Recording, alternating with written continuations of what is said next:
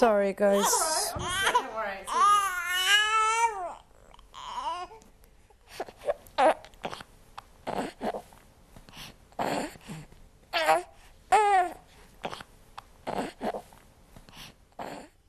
The whole process, you're led to believe as a woman that it's the most natural thing that can happen to you. It's sort of the purpose of your body, except it felt incredibly unnatural and alien to me. I hated the bit at the beginning where you don't really look pregnant, you just look like you've let yourself go. You look like you've had like too many Gregs or something, and you don't look pregnant. I liked that bit where I looked discernibly pregnant and like my tits went really massive and I was a bit like, that felt like quite sexy. I was like, hey, yeah, I'm just carrying a child. It was really nice having nice hair. It was wavy and long and there was more of it, and I had beautiful nails. That was really nice. The come down from that, not so nice, but it was a really nice kind of, I'd say the middle of the pregnancy is a really great time because you're still feeling really comfortable and you get all the benefits of the hormones kicking in. So that was awesome. The first time I was pregnant, I didn't get stretch marks until the last month. With him, it was way more challenging on my body. I put on more weight. Funny enough, the stretch marks are another thing that bothered me the most is the breasts. Because my boobs are huge. Way bigger than it was with BB. And they fall a bit. It's life, it's gravity. And in the beginning, I was really upset about it. And I was telling my husband, I'm going to get a boob job when I stop breastfeeding.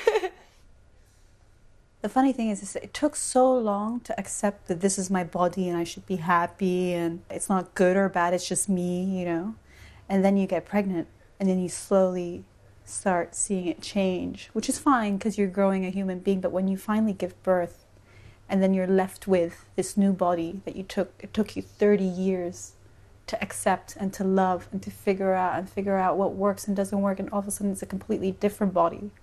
I think that's where my issues with giving birth came from, Not being able to wear your own clothes sounds trivial, but actually just is another thing that really makes you not feel like yourself. And it's one of the things that makes your life legible to you. Feeling my boyfriend slightly recoil from me, like on a sexual level, like he would probably object to that word, but feeling that shift of his perception of me as no longer a sexual being, he was like, I don't want to cover you in spunk, I want to look after you. I expected lots of negative things from pregnancy and from giving birth, and I was prepared that it's going to be hard and everything, but I wasn't expecting so much love. I really didn't even know that I'm capable of so much love, and so which dwarfs everything else in comparison. But I was never really too much in tune with myself as a woman to know how I looked down there, or can't even define how I felt down there. But the minute I gave birth, I knew that everything changed. For me, it wasn't really bouncing back into my normal intimate life with my husband. That took a long, long time, and I think 2 bottles of wine. But I mean, I'm talking about like 7 months, I think. The last couple of weeks of being pregnant, I lost all sensation in my hands. So all of my, one after another, all 10 fingertips went numb. It's some syndrome where your wrists swell up so much that the nerves that go through your wrist stop sending the impulses through from your fingertips. I think it took probably more than 2 to 3 months for sensation to come back in my hands. If you can't feel what you're doing, it's a very weird thing to be taking care of a very little child. I never had a serious or real injury before in my life until C-section, so that was a big thing. I had no idea what's going to happen there or how it's going to look like after the surgery. I had a scar, I had stretch marks, I don't have flat belly at all, but all that physical changes comes together with the everyday work of being a mom. Even the tension you put on your muscles, you should hold her tight because like you shouldn't drop her. Things like that, you know what I mean. Yeah, the C-section, I think it was hard on my body, and yeah, it made me dislike my body even more. You know, obviously, even things like now, you know, we're thinking of going on holiday, and I'm like, I always liked wearing bikinis. I'm Brazilian, grew up on the beach. Now I'm like swimsuit. I don't want to show my belly. I don't want to show my scar. Although I don't think I should be ashamed of it, of course. But, you know, I do have to look at myself sometimes and admit, I don't like it. I don't love it. I love to send the message to people, yes, show it, be proud of it. But I'm still working on it, let's say. You just keep looking at yourself and you're just, what is that, you know? And it actually affected me bonding with my baby, because you're meant to love and protect automatically, which I did. I protected my baby, but I just didn't like him for what he did to me. It took me like eight weeks to get into, oh, okay, you're my son, I love you. I had some tears, and I was showering 6 times a day because that was the only time I could pee without feeling pain.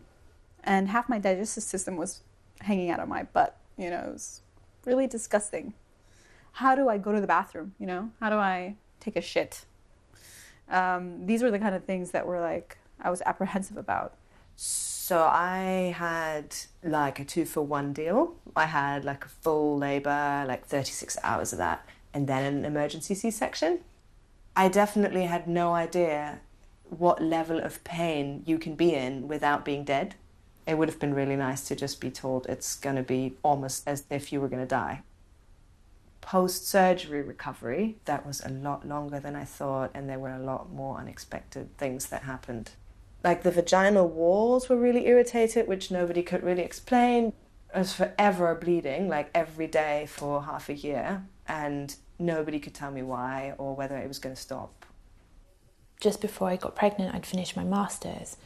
So I'd gone from this being very stimulated intellectually to those first stages of looking after an infant, which are boring. There's a lot of monotony and you're very, very tired. And so it's a bit like, well, if no one fancies me, my brain's not involved in the same kind of activity it used to do, then who am I?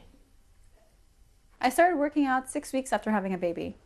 And I did it because I wanted to go back to how I looked as quick as possible. It's such a weird balance of trying to diet at the same time, worrying about, are you giving enough nutrients to your kid through your breast milk? Am I being selfish by compromising his food supply because I'm trying to lose weight and look good, which is such a superficial thing to want, and what a selfish thing to want, you know? It felt really important to me that I wanted to breastfeed. And I think also I would have felt like I'd really failed Wolfie if I hadn't. But afterwards, with my breasts, they were quite empty. They were quite haunted, basically. The skin never kind of went back. When Wolfie was a year old, I had a breast augmentation and breast lift. For me, it felt like it was just taking ownership back of my own body. No, yeah, breasts are only for my daughter now. Definitely. Like, I have... nobody else can touch them. It is, it's different, it's a different feeling. I think it's also like, but it's generally after giving birth and being so preoccupied with keeping her alive and everything, that I put all that part of myself aside for a long, long time. Something that made me self-conscious about having sex in both pregnancies is milk. Because I don't want anyone near my boobs, you know, while I'm breastfeeding. And it's really weird because you're like, you have to change how you do things a bit, basically. It's not about the sex thing, but like it's about feeling of my boobs only belong to Luna kind of thing, like, which was so silly, but like you only have that tolerance and patience just for your baby and nothing else. Sex used to be natural and fun and spontaneous and beautiful, and you can't wait for it, or sometimes you want it, sometimes you don't. Now it's like this psychological thing. And I never thought that would be the problem with having a baby. The amount of pressure and the amount of responsibility that's placed on our shoulder the moment we give birth and they give us this baby and they're like, here you go, good luck. The anxiety, I was overwhelmed with anxiety constantly, and I couldn't, even when Wolfie was asleep, I couldn't sleep because it was like having a tiny bomb that could go off at any moment. I mean, I can't look back at the aftermath of pregnancy and birth with anything other than I feel traumatized by that, really, still. Yeah, I plan to have another one as well. And all these changes doesn't have any effect on it. Because apart from everything, each second I share with her is just amazing, just like heaven. Right. I mean, I oscillate wildly between thinking I really want to have another baby and I don't want to have any children, I don't want to have any family, I want to be on my own, just on my own, on Tinder. I guess after having 2 children, I basically don't give a fuck to like anything else anymore, do you know what I mean?